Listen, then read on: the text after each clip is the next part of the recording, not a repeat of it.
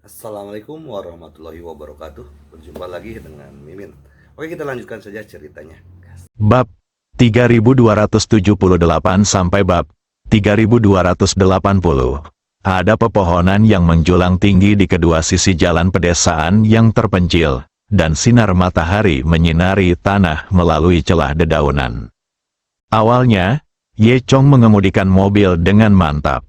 Alhasil, tiba-tiba beberapa mobil berwarna hitam tiba-tiba melompat keluar dari kedua sisi dan melintas di depan mobilnya. Pintu mobil terbuka dengan cepat, dan beberapa pria jangkung tanpa ekspresi dengan cepat mendekat. Mereka memegang belati berkilauan di tangan mereka, dan mata mereka bersinar karena kedinginan dan kekejaman. Adegan ini membuat Song Yanan ketakutan, dan dia segera sadar. Detak jantung Song Yanan bertambah cepat dan dia berkata dengan gugup, "Ini buruk, itu pasti orangnya Ki Batian. Aku tidak menyangka dia akan datang ke sini begitu cepat." Tapi Ye Chong tidak memperhatikan sama sekali dan hanya duduk diam di sana. "Kenapa kamu masih duduk di sana? Injak pedal gas, hantam mobil di depan, dan ayo buruan keluar." Ye Chong tersenyum dan berkata, "Aku tidak menyangka kamu cukup berani." "Oh, kapan kamu masih bercanda?" Song Yanan berkata dengan cemas. "Aku tahu Ki Batian, para pembunuh ini benar-benar bisa membunuh orang." Sementara dia sedang berbicara, orang-orang di sekitarnya berkumpul di sekelilingnya. Sekarang dia tidak punya cara untuk melarikan diri dan berada dalam situasi putus asa. Sudah berakhir, Song Yanan berkata, "Kamu tetap di sini. Aku akan turun dan memberitahu mereka bahwa target mereka adalah kamu. Aku seharusnya tidak berada dalam bahaya." Setelah mendengar kata-kata Song Yanan, Ye Chong merasa sedikit kagum lagu Yanan. Sepertinya ini bukan gadis biasa, dan ketika orang-orang di luar hendak memecahkan jendela mobil, bayangan hitam tiba-tiba melintas dengan kecepatan yang mengkhawatirkan. Pria berbaju hitam langsung muncul di depan para pembunuh. Dia tinggi dan tampak seperti orang asing. Dia memiliki rambut pirang, tapi wajahnya tanpa ekspresi dan matanya dingin dan kosong. Dia mengulurkan tangan dan dengan mudah meraih salah satu pembunuhnya. Kemudian, dengan jentikan lengannya, dia melemparkan si pembunuh seperti sampah sejauh lebih dari 10 meter. "Pergi, semuanya," kata pria berbaju hitam, suaranya seperti gua es. Meskipun semua pembunuh ini pernah mengalami kesulitan, di mata orang biasa, mereka semua adalah pembunuh tertinggi. Namun, mereka semua dikejutkan oleh kekuatan yang ditunjukkan pria berbaju hitam tadi, dan tidak ada yang berani bertindak gegabah lagi. Apakah ini Superman?" kata Song Yanan dengan heran. Dia melihat melalui jendela mobil ke arah pria berpakaian hitam yang berdiri di luar. Matanya penuh rasa terima kasih dan keraguan. Di sisi lain, beberapa pembunuh benar-benar ketakutan dan langsung kabur dengan mobilnya. Begitu pula dengan rekannya yang dibuang sebagai sampah. Tentu saja, saya khawatir rekannya akan mati ketika dia kembali. "Ye Chong, sepertinya kita bisa menyelamatkan hari ini berkat penyelamatan pria berbaju hitam," kata Song Yanan. Ye Chong hanya mendengus dingin. "Saya khawatir ini tidak sesederhana itu." Pria berbaju hitam mengusir para pembunuh dan tidak pergi. Dia berdiri di sana, diam-diam menatap Ye Chong melalui jendela mobil. Ye Chong berkata, "Kamu tetap di sini. Aku akan keluar dan melihat-lihat. Aku akan pergi bersamamu juga. Bagaimanapun, mereka menyelamatkan kita. Kita harus berterima kasih kepada mereka." Ye Chong merasa geli. Berpikir bahwa Song Yanan terlalu naif. "Sebaiknya kamu menunggu di sini. Aku akan pergi dan melihatnya sendiri." Setelah Ye Chong selesai berbicara, dia keluar dari mobil sendirian tanpa menunggu Song Yanan membantah. Dia bisa merasakan bahwa orang asing yang datang lebih kuat dari para dewa tanah. Di dunia seni bela diri, ini sudah merupakan eksistensi yang sangat eksplosif. Dan jelas bukan suatu kebetulan orang seperti itu menemukannya. Terlebih lagi, yang membuat Ye Chong semakin terkejut adalah bahwa master asing yang begitu kuat memasuki Tiongkok, dan dia tidak mendapatkan berita dari saluran pertama sebelumnya. "Kamu, Ye Chong?" pria berbaju hitam itu bertanya. Ketika dia melihat mata kosong pria berkulit hitam, Ye Chong tiba-tiba mengerti apa yang ada di depannya. Resepnya masih familiar dan rasanya familiar, hanya saja levelnya menjadi lebih kuat lagi. Dia adalah seorang prajurit semu sebelumnya, kemudian seorang Grandmaster semu, dan sekarang dia telah menjadi dewa tanah semu. Terlebih lagi, dewa terestrial palsu buatan manusia ini sekarang masih memiliki kesadaran diri. Ini sudah sangat luar biasa dan merupakan kemajuan besar. Teknologi asing ini juga berkembang terlalu pesat. Tampaknya teknologi buatan ini memiliki tujuan yang sama dengan dunia Molly King yang lain, namun menggunakan dua metode yang berbeda. Masih belum jelas metode mana yang lebih baik. Mungkin suatu hari nanti, komunitas seni bela diri Barat akan menggunakan teknologi ini untuk melampaui komunitas seni bela diri Tiongkok dan menciptakan banyak praktisi yang nyata dan kuat secara bertahap. Ye Chong berpikir dalam hati, tampaknya hal-hal di dunia lain sudah dekat. Faktanya, pria berkulit hitam ini adalah salah satu dari 10 dewa palsu yang diundang oleh Xi Jingkai untuk mencekik Ye Chong. Tapi di sini, saat Ye Chong masih berpikir liar, dewa palsu ini sudah berjalan menuju Ye Chong, bersiap untuk menyerang. Dia berjalan perlahan dan menatap Ye Chong dengan matanya kosong, tapi dia memproyeksikan niat membunuh yang tak tertandingi dari matanya. Tepat setelah pria berbaju hitam masuk ke Ye Chong tiba lebih dulu dan meletakkan tangannya di bahu pria berbaju hitam. Kemudian, tanpa ada gerakan apapun, pria berbaju hitam itu langsung jatuh ke tanah. Ye Chong kembali ke mobil seolah tidak terjadi apa-apa. Ada apa? Kenapa Superman itu berbaring? Song Yanan bertanya di dalam mobil. Dia hanya melihat dua orang berdiri di sana, tidak bergerak. Ye Chong hanya meletakkan tangannya di bahu orang lain, dan orang itu terjatuh. Song Yanan tidak tahu bahwa pada saat itu, Ye Chong dan pria berbaju hitam mengalami tabrakan yang sangat sengit. Ye Chong meledakkan kekuatan energi yang kuat ke dalam tubuh pria berkulit hitam. Pria berkulit hitam awalnya ingin melawan, tetapi perbedaan level antara dia dan Ye Chong terlalu besar, dan Ye Chong langsung membunuhnya tanpa kemampuan untuk melawan. Saya khawatir Xi Jingkai, yang menghabiskan banyak uang untuk mengundang dewa palsu ini, akan terkejut jika dia mengetahui hal ini. Yah, dia bilang dia lelah dan ingin istirahat, dan meminta kita meninggalkannya sendirian. Ye Chong menyentuh hidungnya dan berkata, "Di sini, apakah dia berbaring di tanah untuk beristirahat?" Song Yanan bertanya dengan rasa ingin tahu, haruskah kita membiarkan dia masuk ke dalam mobil untuk beristirahat? Ye Chong tersenyum dan berkata, "Tidak, menyalakan mobil." Song Yanan tampak bingung. Tetapi di bawah pengaruh alkohol, dia tidak memiliki kemampuan untuk melanjutkan masalah ini. 20 menit kemudian, Ye Chong dan Song Yanan kembali ke perusahaan. Setelah kedua orang itu kembali, semua orang selesai makan siang dan beristirahat di tempat kerja masing-masing. Ketua tim sudah kembali. Bagaimana? Curly mau menghampiri dan bertanya, apakah Tuan Qi berjanji untuk berinvestasi dalam permainan baru kita? Song Yanan mendengus dan langsung masuk ke kantornya tanpa menjawab. Biksu berambut keriting itu bingung. Apa yang terjadi? Katanya pada dirinya sendiri. Ye Chong berkata, apa yang terjadi? Tuan Qi tidak menyukai permainanmu. Rambut keriting tersipu ketika mendengar ini, dan berkata dengan lucu, tidak mungkin. Perusahaan hiburan Tianzhou, lantai 81, ruang konferensi. Suasana di ruang konferensi yang luas dan terang sangat mencekam. Song Yanan, mengenakan pakaian profesional, duduk di salah satu ujung meja konferensi, dengan Ye Chong di sebelahnya. Keduanya berhadapan dengan tim kepemimpinan senior Departemen Desain Game perusahaan. Song Yanan baru saja sadar dari anggurnya. Ada sedikit kelelahan yang tidak terlihat di wajahnya, tapi matanya masih tegas. Duduk di tengah-tengah tim pimpinan adalah seorang pria gemuk dengan kacamata berbingkai emas dan perut buncit.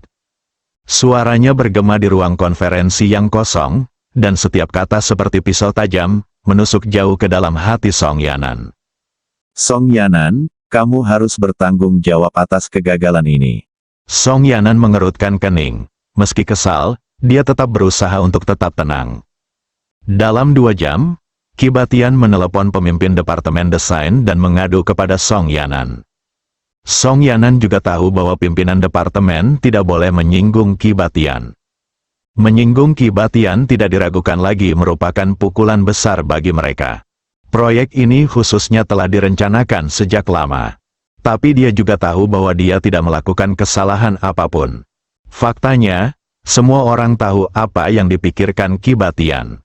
Dia mencoba menggunakan hak dan uangnya untuk ditukar dengan tubuh Song Yanan. Perilaku ini tidak dapat diterima oleh Song Yanan. Namun, para pemimpin ini tidak akan memperhatikan hal ini. Tuan Liu, saya tahu bahwa investasi Qi Batian sangat penting untuk proyek kami, tapi saya tidak bisa mengorbankan martabat saya demi kesuksesan. Suaranya tegas dan kuat, dan tidak ada rasa gentar di matanya. Pemimpin yang dikenal sebagai Tuan Liu adalah pemimpin tertinggi sekte yang baru saja berbicara, Liu Yuan. Liu Yuan merasa terhina dan terlihat jelek ketika Song Yanan membalas di depan umum. Liu Yuan terdiam sejenak, menahan amarahnya, kemudian, dia mulai berbicara dengan nada resmi. Saya memahami posisi Anda, tetapi Anda juga harus memahami bahwa kenyataan terkadang begitu kejam. Yang kita butuhkan adalah hasilnya, bukan prosesnya. Song Yanan tidak berbicara, karena dia tahu karakter Liu Yuan. Namun dia juga sangat yakin bahwa pilihannya adalah pilihan yang tepat. Dia tidak akan mengorbankan martabat dan prinsipnya demi kesuksesan.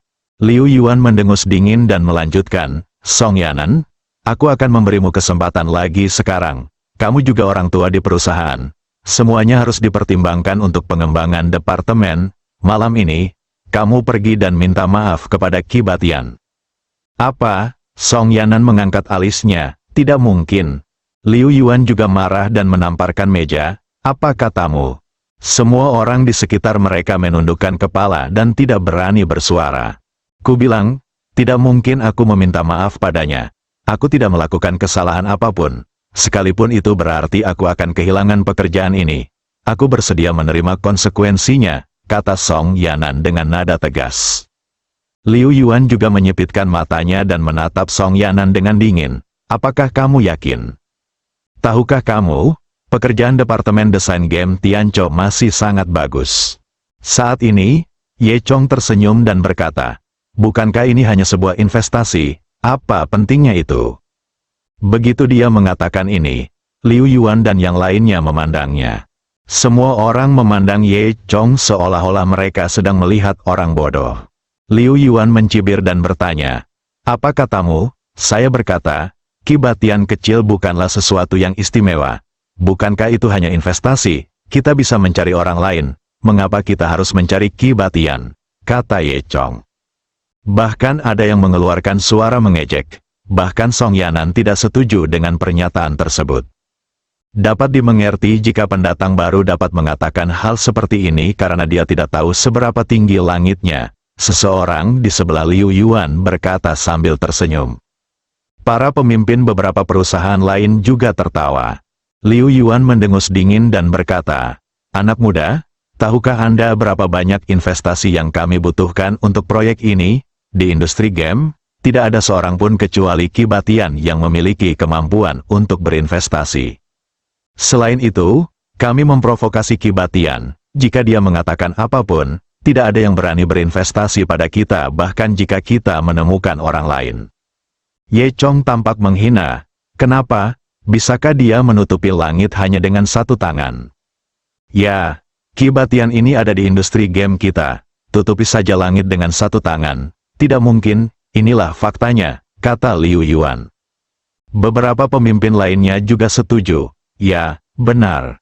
Jadi, Yanan, demi perusahaan, kamu harus meminta maaf. Ya, kamu harus berpikir jernih. Ada begitu banyak orang di departemen, tetapi mereka semua bergantung padamu, Song. Yanan dengan kepala tertunduk, dia tetap diam menghadapi tekanan dari banyak pemimpin senior. Ye Chong curiga jika ini terus berlanjut, Song Yanan benar-benar tidak mampu menahan tekanan dan berjanji akan meminta maaf kepada Qi Batian. Namun, Ye Chong juga tahu bahwa Song Yanan tidak akan berdamai. Memikirkan hal ini, Ye Chong berkata, bagaimana jika saya dapat menemukan investor? Apa? Liu Yuan dan yang lainnya terkejut dengan kata-kata Ye Chong lagi. Ye Chong berkata dengan tenang, saya berkata, jika saya dapat menemukan investor, apakah itu berarti pemimpin tim kita tidak perlu meminta maaf? Begitu kata-kata itu keluar, ruang konferensi menjadi sunyi. Semua orang menoleh ke arahnya, beberapa dengan keraguan di wajah mereka, yang lain dengan senyum menghina. Mereka semua mengira Ye Chong adalah fantasi. Benarkah? Keyakinan apa yang kamu miliki? Liu Yuan bertanya dengan nada mengejek. Ye Chong tetap tenang. Saya punya metode saya. Haha, mengapa Anda tidak memberitahu semua orang apa yang disebut metode Anda? Pemimpin lain tertawa sinis. Orang-orang di sekitarnya tiba-tiba tertawa menghina. Suara Ye Chong menjadi lebih tegas. Beri saya waktu 2 hari, dan saya akan berjanji untuk mencari investor. Oke? Semua orang memandang Ye Chong, mereka sepertinya menunggu penjelasan lebih lanjut Ye Chong. Tapi Ye Chong tidak berbicara lagi, hanya duduk diam. Oke, jika kamu tidak dapat menemukan investor dalam 2 hari, keluar dari sini, dan Song Yanan, kamu harus meminta maaf kepada Qi Batian. Apakah kamu berani? Liu Yuan mengatakan ini bukan karena dia mempercayai Ye Chong. Dia hanya ingin Song Yanan meminta maaf setelah Ye Chong tidak dapat menemukan investor. Ye Chong mengangkat bahu dan berkata itu tidak masalah. Liu Yuan memandang Song Yanan lagi, bagaimana denganmu? Song Yanan ragu-ragu dan menatap Ye Chong. Ye Chong, sebaliknya, percaya diri dan mengangguk ke arah Song Yanan. Entah kenapa, Song Yanan merasa Ye Chong sangat bisa dipercaya. Oke, saya setuju, kata Song Yanan dengan tegas. Liu Yuanyi bertepuk tangan. Haha, bagus sekali, sudah beres, kamu bisa pergi. Kemudian, Ye Chong dan Song Yanan meninggalkan ruang konferensi. Bahkan sebelum mereka sempat menutup pintu, terdengar bisikan dan ejekan di belakang mereka. Haha, bagaimana mungkin mencari investor lain? Saya benar-benar tidak tahu seberapa tinggi langitnya. Haha, tidak masalah. Saya hanya bisa meminta Song Yanan untuk meminta maaf. Ketika Qi Batian mendengar bahwa seorang pria misterius telah membunuh salah satu pembunuh yang dia kirimkan, dia sangat marah. Sial, sepertinya anak ini punya status tertentu, pantas saja dia berani sombong. Dia selalu menjadi orang yang menepati janjinya di bidang ini, menutupi langit dengan satu tangan, dialah satu-satunya yang menindas orang lain. Kapan dia pernah diintimidasi seperti ini? Qi Batian sangat marah. Bajingan sialan ini, temukan seseorang untukku lagi dan lihat bagaimana aku menghadapinya. Jika kamu tidak memberinya warna, kamu benar-benar tidak tahu betapa kuatnya aku. Ada satu hal lagi. Dari Liu menurut berita dari Yuan, mereka awalnya ingin memaksa Song Yanan untuk datang dan meminta maaf. Tapi mereka dihentikan oleh Ye Chong mengatakan bahwa dia akan mencari investor dalam 2 hari. Kata adik laki-laki di sebelah Qi Batian. Kiba sangat marah sehingga dia melepaskan selimutnya. Bajingan sialan ini berani merusak perbuatan baikku. Aku tidak akan pernah memaafkannya, namun segera. Qi Batian berubah pikiran dan tersenyum dingin. Haha, tunggu saja 2 hari dan beritahu Liu Yuan bahwa saya akan pergi ke perusahaan mereka untuk rapat. Bahwa dia akan pergi ke perusahaan mereka untuk rapat, dalam 2 hari? Berita menemukan investor dengan cepat menyebar ke seluruh departemen desain game. Suasana kantor yang semula damai langsung rusak. Untuk sementara waktu, berita ini menjadi topik perbincangan semua orang. Pernah dengar, orang baru, ya, yang bernama Ye Chong, sebenarnya ingin mencari investor dalam waktu 2 hari. Ini hanya fantasi, kata rekan A dari kelompok lain dengan nada menghina. Apakah dia mencoba mencuri perhatian? Dia bahkan tidak melihat berapa beratnya. Apakah menurutmu dia benar-benar ahli bisnis? Rekan B mengerutkan bibirnya dengan jijik, matanya penuh ejekan. Rekan lainnya lebih lugas, saya mengerti. Dia menunda kemajuan perusahaan? Bukankah cukup membiarkan Song Yanan meminta maaf? Kita tidak bisa membiarkan seluruh tim menderita karena ambisi pribadinya. Artinya lapisan yang lebih dalam telah terlihat, begitu? Pria Ye Chong ini telah jatuh cinta pada ketua tim kita. Kalau tidak, bagaimana dia bisa mengambil tugas yang begitu sulit untuknya? Pemimpin tim tergoda, "Hei, siapa yang menyuruh pemimpin tim kita cantik?" Rambut keriting, Fei Fei dan Mumu berbisik bersama. Tapi, menurutku Ye Chong tidak tahu betapa kuatnya Qi Batian. Jika dia tahu, dia mungkin tidak akan begitu optimis. Hari ini menurutku dia tampak baik-baik saja. Curly Mao menggelengkan kepalanya, seolah-olah aku tahu sudah melihat adegan kegagalan Ye Chong. Untuk sementara waktu, diskusi muncul satu demi satu.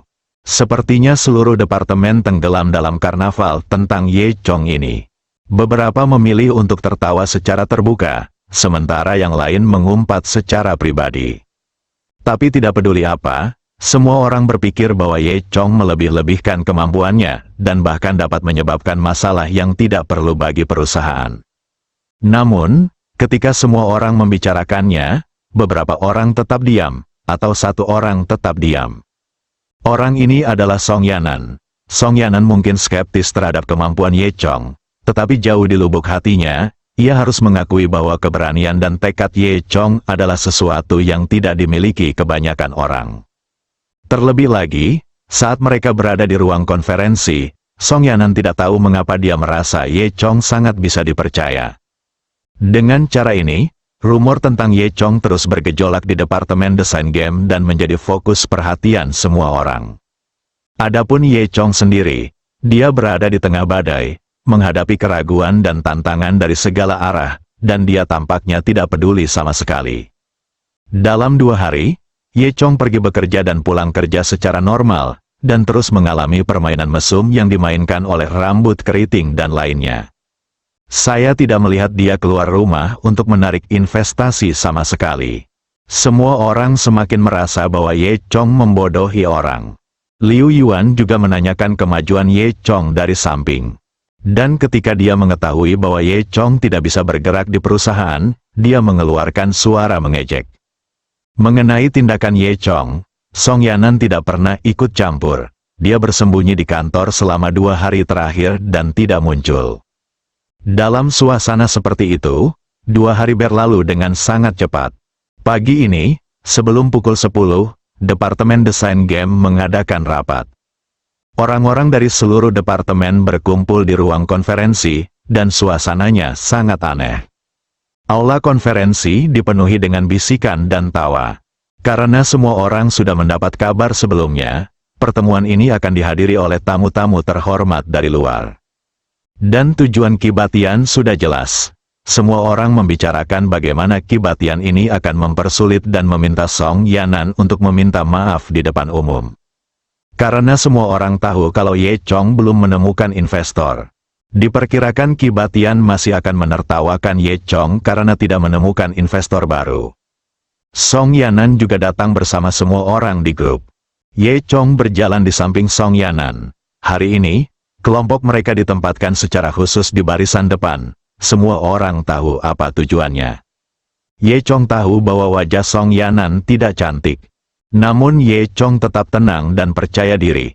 Curly bertanya dengan rasa ingin tahu. Saudara Ye Chong, apakah Anda sudah menemukan investor? Qi Batian itu telah datang ke rumah Anda. Jika Anda tidak membantu, pemimpin tim kami akan menderita kerugian. Jangan khawatir. Curly Mao dan yang lainnya tidak berkata apa-apa. Tapi mereka semua bergumam dalam hati, mari kita yakin, bagaimana kita bisa yakin, tampaknya Song Yanan akan mendapat masalah kali ini. Liu Yuan dan para pemimpin departemen desain game sedang duduk di depan baris. Seorang pria yang duduk di sebelah Liu Yuan sedang duduk di barisan depan. Qi Batian melihat Song Yanan datang, dan matanya kembali menunjukkan tawa. Dan saya tidak tahu apakah itu pengaturan yang disengaja, tetapi posisi Song Yanan kebetulan berhadapan langsung dengan Qi Batian. Song Yanan tidak melihat ke arah Qi Batian dan terus menunduk. Segera, seluruh departemen duduk, Liu Yuan mulai berbicara. Semuanya, hari ini kami mengadakan pertemuan departemen, dan seorang tamu terhormat telah diundang untuk memberikan bimbingan, yaitu Presiden Qi kami. Kemudian, Liu Yuan melanjutkan. Semuanya, saya pikir harus jelas bagi semua orang mengapa pertemuan ini diadakan hari ini. Setelah Liu Yuan selesai berbicara, dia melihat ke arah Ye Chong dan Song Yanan. Beberapa orang bersumpah 2 hari yang lalu bahwa mereka akan menemukan investor. Sekarang 2 hari sudah habis. Di mana investor itu bertanya? Ye Chong hanya tersenyum dan tidak menjawab. Liu Yuan mendengus dingin. Fakta membuktikan bahwa apa yang dikatakan orang ini hanyalah omong kosong. Orang ini harus dipecat. Dia berhenti dan kemudian melanjutkan, Song Yanan, apakah kamu masih ingat apa yang kamu janjikan saat itu? Bersambung.